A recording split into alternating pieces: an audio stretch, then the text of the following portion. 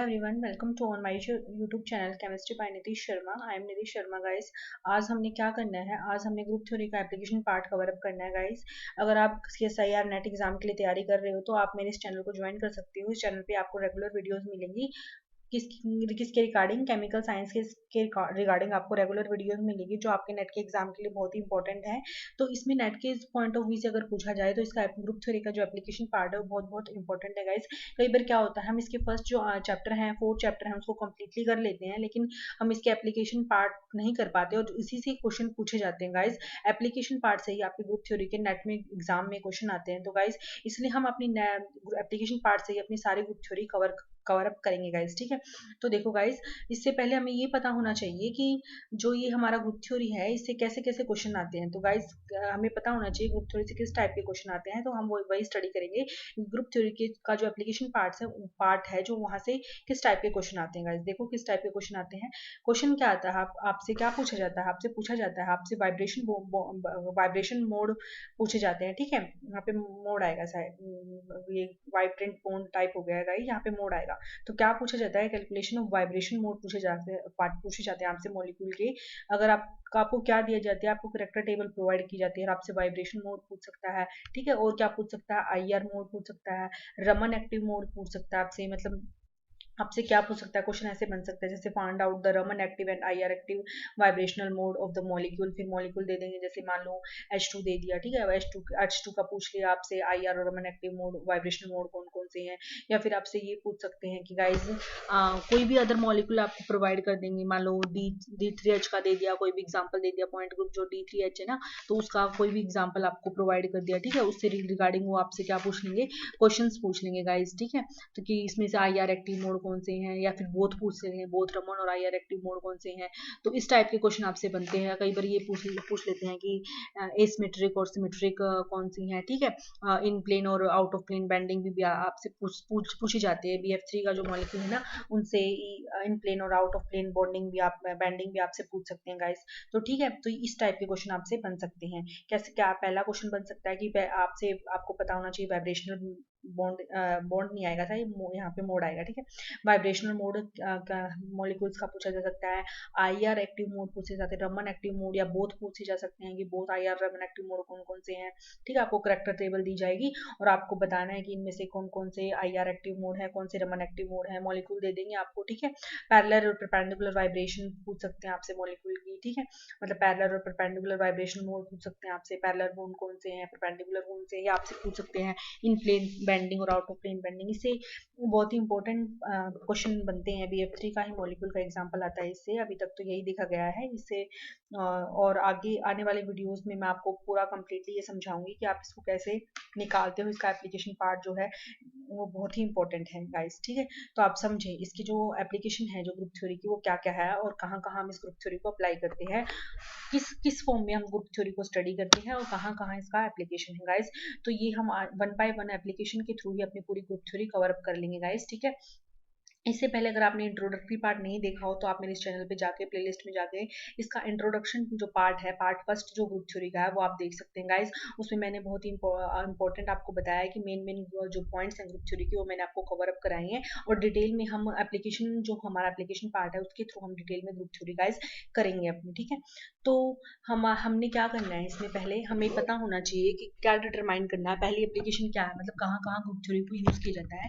तो पहले कहाँ यूज किया जाता है बच्चे, पहले हमें क्या पता होना चाहिए, डिटर्मिनेशन हमें निकालना आना चाहिए। क्या निकालना चाहिए, पॉइंट ग्रुप, मतलब मॉलिक्यूल के बीच में कौन सा पॉइंट ग्रुप है, ये हमें पता होना चाहिए। तो इससे पहले आपको ग्रुप की डेफिनेशन पता होनी चाहिए, पॉइंट ग्रुप किसे बोलते हैं, ऑर्डर क्या होता है, क्लास क्या होता है, ये सारी चीजें आपको पता होनी चाहिए, ठीक है। तो मैं ये आपको नेक्स्ट पार्ट में अपनी जो हमारी थर्ड जो नेक्स्ट वीडियो आएगी ना, वहां से मैं इसको स्टार्ट करूंगी। अभी जो मैं स्टार्ट करूंगी वो आपको वाइब्रेशन और मोड और ट्रांजिशन मोड ये बताऊंगी कि ऐसे निकालते हैं, ठीक है गाइस। मतलब कैसे इसको फाइंड आउट करते हैं। फोर्थ पार्ट में आज थोड़ा सा इंट्रोडक्टरी पार्ट दूंगी आपका, फोर्थ जो पोर्शन है इसका एप्लीकेशन पार्ट का जो फोर्थ पार्ट है, इसका मैं इंट्रोडक्शन दूंगी आज आपको। फिर हम कल अपना रेगुलरली लेक्चर जो हमारा पार्ट नंबर 3 आएगा जो ग्रुप थ्योरी का, वो कहाँ से आएगा guys, determination of point group. हमें पॉइंट ग्रुप कैसे निकालते हैं ये समझेंगे हम, ठीक है। ऑर्डर क्या होती है, क्लास क्या होती है, ये भी हम समझेंगे। तो पहला एप्लीकेशन ये है ग्रुप थ्योरी का। आगे देखो क्या ड्राइव करना है, drive the reducible representation. Reducible representation निकालनी आनी चाहिए हमें, ठीक ठीक है। 3n कार्टेशियन मेथड का यूज करके हमें हमें जब रिड्यूसिबल रिप्रेजेंटेशन पता होगी ना गाइस, तभी हम ग्रुप थ्योरी के क्वेश्चन कर पाएंगे, अटेम्प्ट कर पाएंगे गाइस। अगर हमें रिड्यूसिबल रिप्रेजेंटेशन ही पता नहीं है तो हम ग्रुप थ्योरी के क्वेश्चन अटेम्प्ट नहीं कर पाएंगे गाइस, ठीक है। और थर्ड हमें क्या पता होना चाहिए, रिलेशनशिप निकालना आना चाहिए रिड्यूसिबल और इरिड्यूसिबल रिप्रेजेंटेशन के बीच में, जिसको जो किससे निकालते हैं गाइस, स्टैंडर्ड रिडक्शन फॉर्मूला से निकालते हैं, जिसको गोट थ्योरम बोला गया गाइस। अगर आपने एमएससी की होगी तो आपने एमएससी फर्स्ट ईयर में अगर आपने ग्रुप थ्योरी की है तो आप वहाँ पे आपने इस थ्योरी को पढ़ा होगा, ठीक है। तो गोट थ्योरी के नाम से ही जानी जाती है थ्योरी। इस थ्योरी से ही हम मतलब हम अपना क्या निकालते हैं, स्टैंडर्ड रिडक्शन फॉर्मूला ड्राइव करते हैं गाइस इरिड्यूसिबल रिप्रेजेंटेशन के लिए। तो हमें क्या पता होना चाहिए, स्टैंडर्ड रिडक्शन फॉर्मूला हमें पता होना चाहिए जिस इरिड्यूसिबल रिप्रेजेंटेशन, और उसको लिखना आना चाहिए कि टोटल मोड ऑफ मॉलिक्यूल कितने हैं, मतलब टोटल जितने मोड ऑफ मॉलिक्यूल हैं होंगे उस किसी भी इरिड्यूसिबल रिप्रेजेंटेशन में, उसी से हम ड्राइव करेंगे अपना जो भी I R active N M R active, ठीक है, ये सारे हम वहां से निकालेंगे, ठीक है गाइस। तो और क्या फाइंड आउट करेंगे, find out the vibrational mode, और वाइब्रेशन मोड निकालेंगे, क्या सब्ट्रैक्ट करके रोटेशनल, ट्रांजिशन मोड, ठीक है, टोटल मोड, ये सारे हम क्या करेंगे गाइस, निकालेंगे, फाइंड आउट करेंगे वाइब्रेशनल मोड से। अब ये समझो क्या फाइंड आउट करना है, मतलब वाइब्रेशनल मोड हमें निकालने हैं, ठीक है गाइस। मेन टारगेट यही है, वाइब्रेशनल मोड निकालने हैं गाइस।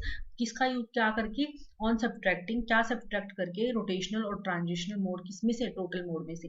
मतलब हम जब इरिड्यूसिबल रिप्रेजेंटेशन अपनी निकालेंगे ना गाइस, तो जो हमारा रिडक्शन फॉर्मूला से जो हमारी इरिड्यूसिबल रिप्रेजेंटेशन बनेगी गाइस, तो वही हमारी क्या होती है, वो हमारी क्या होता है, टोटल मोड होते हैं, ठीक है।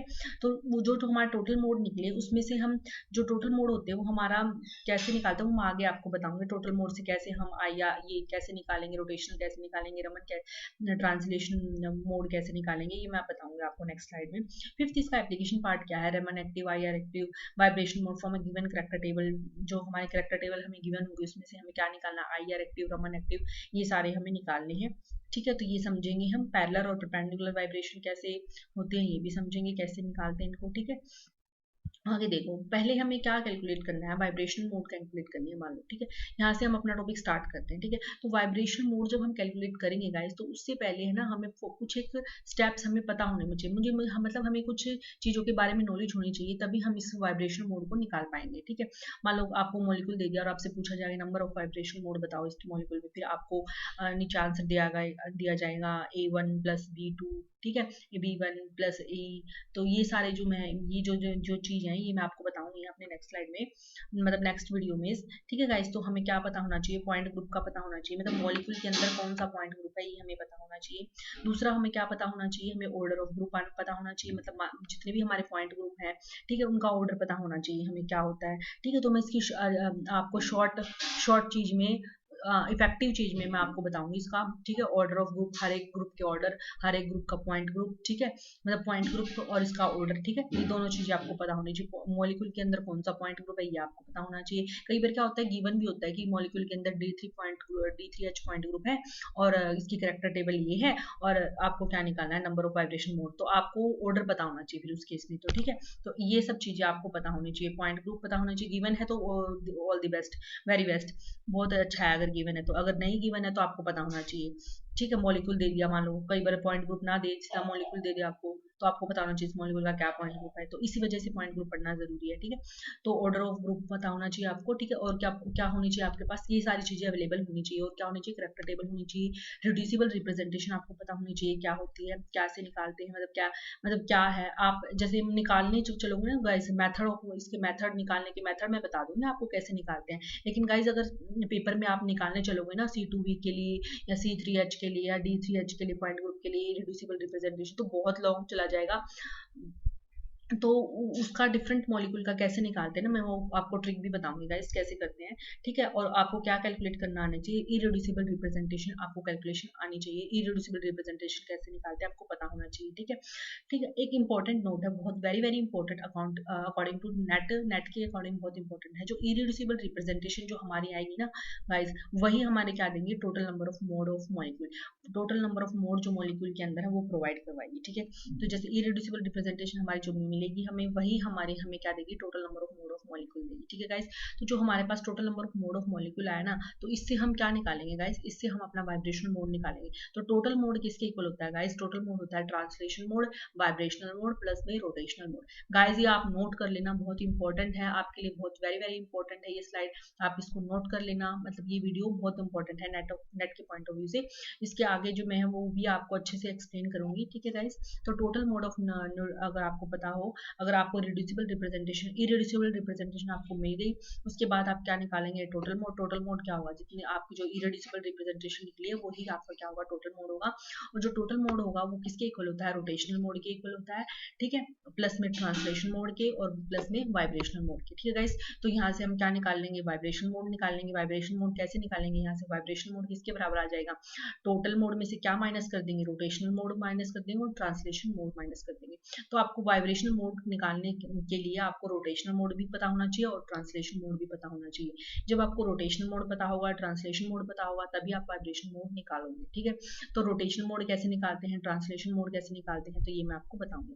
ठीक है गाइस, तो हम वाइब्रेशनल मोड क्यों पढ़ रहे हैं, why we study this, why we calculate vibrational mode, क्योंकि वाइब्रेशनल मोड से ही हम क्या निकालेंगे, अपना आईआर और रमन मोड निकालेंगे। ठीक है, आईआर एक्टिव मोड और Raman active mode vibrational mode से ही हम निकालेंगे। ठीक है गाइस, तो वाइब्रेशनल मोड क्यों इंपॉर्टेंट है, क्यों निकाल रहे हैं, क्योंकि बिकॉज वाइब्रेशनल जो मोड है वो प्रोवाइड करता है, हमें गिव देता है, क्या देता है गाइस, इन्फॉर्मेशन देता है किसके बारे में, आईआर एक्टिव मोड के बारे में और रमन एक्टिव मोड के बारे में। ठीक है, क्योंकि ये दोनों आईआर और रमन एक्टिव वाइब्रेशन के अंदर आते हैं गाइस, तो इसीलिए हमें वाइब्रेशनल मोड निकालना इंपॉर्टेंट है। ठीक है गाइस, तो देखो इसलिए हमें क्या कैलकुलेट करना है, वाइब्रेशनल मोड कैलकुलेट करना है, तो इसके लिए हमें क्या पता होना चाहिए, मैंने पिछले भी बताया था, हमें क्या पता होना चाहिए, ट्रांसलेशन मोड पता होना चाहिए और रोटेशनल, क्योंकि ट्रांसलेशन और रोटेशन से ही हमारा वाइब्रेशन निकलेगा, क्योंकि हम टोटल में से जब ट्रांसलेशन और रोटेशन को माइनस करेंगे ना गाइस, तभी आपका क्या निकलेगा, वाइब्रेशनल मोड निकलेंगे गाइस। ठीक है, तो ठीक है गाइस, तो हमें क्या पता होना चाहिए, ट्रांसलेशन और रोटेशन। तो इसलिए सबसे पहले क्या निकालेंगे, हम ट्रांसलेशन मोड निकालेंगे। ट्रांसलेशन मोड कैसे निकालते हैं, यूजिंग करैक्टर टेबल।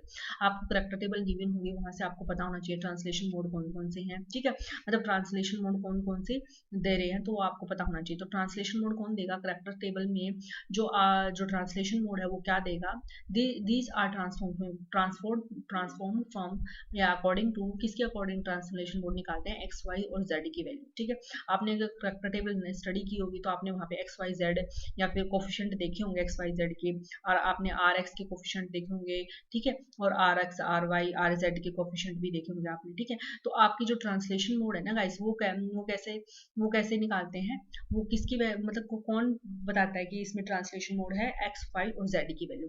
ठीक है, ये मैं बताऊंगी कैसे है। ठीक है, अगर ये करैक्टर टेबल कौन से कॉलम में गिवन है गाइस, थर्ड कॉलम में गिवन है। मान लो आपको ट्रांसलेशन मोड निकालना है तो आप सीधा करैक्टर टेबल आपके पास होगी और आप कौन सा कॉलम देखोगे, उसका थर्ड कॉलम देखोगे गाइस। कॉलम तो सबको पता होगा, जो वर्टिकल लाइन होती है उसको कॉलम बोलते हैं। मैं आपको ग्रुप थ्योरी से अच्छे से समझाऊंगी इसको कैसे कॉलम बोलते हैं गाइस। ठीक है गाइस, तो ये करैक्टर टेबल के में जो कॉलम थर्ड है वहां हमें चेक करना है, किसकी वैल्यू चेक करनी है, एक्स वाई और जेड की वैल्यू। ठीक है गाइस, मैं आपको आगे आने वाली स्लाइड में मैं आपको बताऊंगी कैसे एक्स वाई जेड की वैल्यू आपने चेक करनी है थर्ड कॉलम से। ठीक है, और आपने रोटेशनल मोड जो है गाइस, वो कैसे कौन सा कोफिशिएंट चेक करना है रोटेशनल मोड के लिए गाइस। रोटेशनल मोड के लिए आपको आर एक्स आर वाई और आर जेड की वैल्यू चेक करनी है गाइस। मैंने यहाँ लिखा नहीं है, मैं आपको वैसे बता रही हूँ कि जो ये भी आपको इसमें देखोगे करैक्टर टेबल में थर्ड कॉलम में ही रोटेशन मोड को आप क्या करोगे गाइस, चेक करोगे, वहां पे किसकी वैल्यू चेक करोगे, आर एक्स आर वाई और आर जेड की वैल्यू। तो ये भी करैक्टर टेबल में कॉलम नंबर थर्ड में ही होता है। तो बोथ रोटेशनल और ट्रांसलेशन जो मोड हमें चेक करने हैं, टी आर से याद रखो बच्चे, टी आर। ठीक है, ट्रांसलेशन और रोटेशन दोनों ही हमें कहाँ चेक करने हैं गाइस, कॉलम नंबर थर्ड में करैक्टर टेबल में। ठीक है, और जो ये है ना, और हमारा जो रमन एक्टिव है वो जो मोड होंगे वो कहाँ होंगे गाइस, रमन एक्टिव जो मोड है वो ट्रांसफॉर्म होते हैं अकॉर्डिंग टू क्वाड्रेटिक इक्वेशंस। ठीक है, क्वाड्रेटिक इक्वेशन के थ्रू क्या होते हैं guys, Raman active mode translation होते हैं। क्वाड्रेटिक इक्वेशन आपकी कॉलम नंबर फोर्थ में होगी। कहाँ चेक करना है गाइस, कॉलम नंबर फोर्थ में। किसमें गाइस चेक करना है, अपने करैक्टर टेबल में। मान लो देखो ये करैक्टर टेबल है, यहाँ से मैं अपने डीप में आपको समझाऊंगी कैसे है ये। ठीक है, देखो जैसे ये है, ये हमारा का है पॉइंट ग्रुप है। ठीक है, जिसका कौन सा पॉइंट ग्रुप है, D2H पॉइंट ग्रुप है। ठीक है, ये इसके क्या है गाइस, सिमेट्रिक ऑपरेशंस हैं जो हमने इस पे क्या किए गाइस, अप्लाई किए हैं। तो ये मैंने अलग से सेपरेट इसलिए कर दिया ताकि आप क्लियरली विजिबल हो, ठीक है, क्लियरली पिक्चर विजिबल हो, इसलिए मैंने ये सेपरेट कर दिया। अदरवाइज यहाँ से लेके यहाँ तक ये कॉलम नंबर सेकंड है हमारा, ठीक है। कॉलम नंबर फर्स्ट ये हो गया हमारा, कॉलम नंबर सेकंड यहाँ से लेके यहाँ तक, क्योंकि ये सारे क्या हमारे सिमेट्री ऑपरेशन है।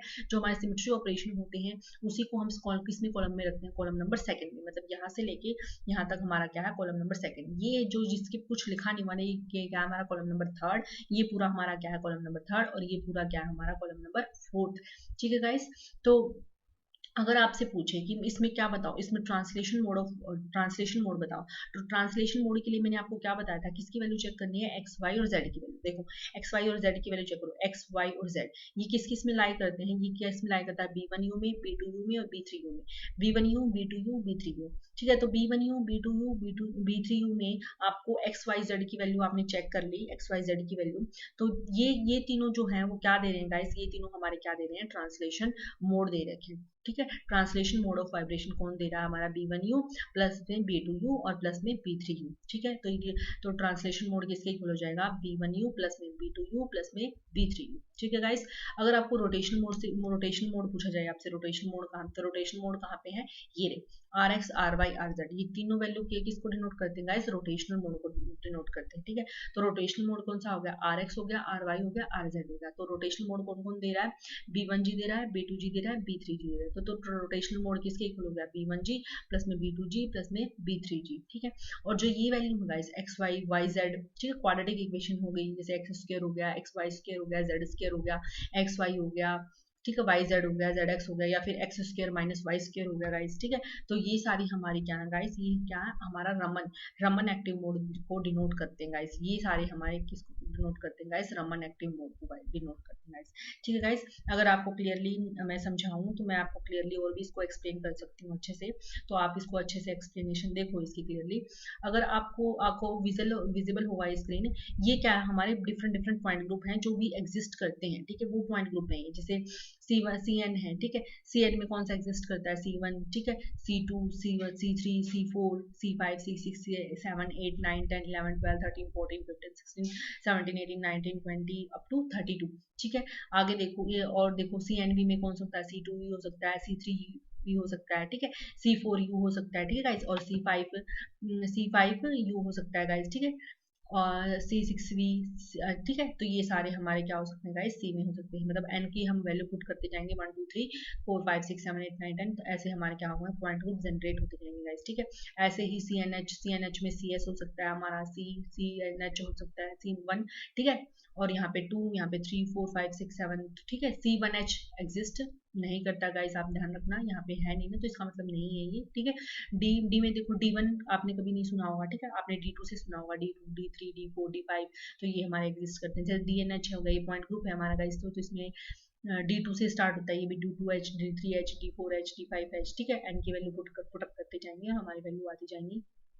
ऐसे डी एन डी भी 2 से स्टार्ट होता है, ठीक है। आपने D1D नहीं सुना होगा कभी भी, डी नहीं सुना होगा, मतलब कैपिटल डी और स्मॉल डी, ऐसा कोई पॉइंट ग्रुप आपने सुना नहीं होगा। कहाँ से स्टार्ट होता है, 2 से स्टार्ट होता है। ऐसे NH वाला भी 2 से स्टार्ट होता है, और DN वाला भी 2 से स्टार्ट होता है, ठीक है गाइस, और CNH वाला भी 2 से ही स्टार्ट होता है, ठीक है।